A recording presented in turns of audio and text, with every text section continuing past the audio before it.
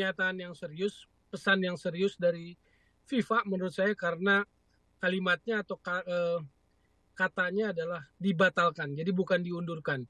Drawing dibatalkan dalam artian tahapan dari Piala Dunia U20 menjadi gelap lah. Artinya bolanya ada di FIFA untuk menentukan bagaimana status Indonesia untuk Piala Dunia U20. Karena itu tadi, drawing 31 Maret di Bali dibatalkan.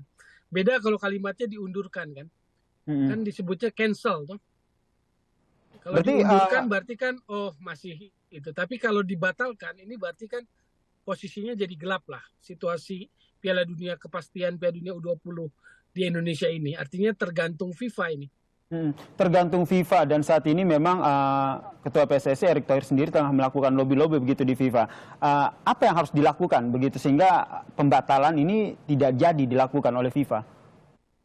Yang pasti kan ini sudah mencederai lah. Kalau FIFA sudah mengambil tindakan, salah satu tahapan untuk Piala Dunia adalah drawing dibatalkan, berarti memang sudah ada cedera komitmen. Karena waktu pengajuan bidding menjadi tuan rumah itu kan diminta kesanggupan bukan hanya dari PSSI tapi juga dari pemerintah, termasuk dari berbagai tanda tangan dari pihak kementerian maupun daerah-daerah, menurut saya gubernur dalam hal ini. Itu dimintakan gitu. Jadi ketika hanya tinggal kurang dari 2 bulan, tiba-tiba ada situasi yang kurang kondusif atau tidak kondusif terkait salah satu negara finalis Piala Dunia U20, maka ini soal komitmen. Dan kelihatan respon FIFA pun keras, dibatalkan.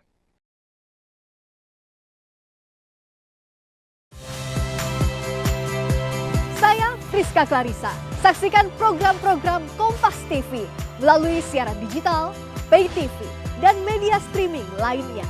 Kompas TV, independen, terpercaya.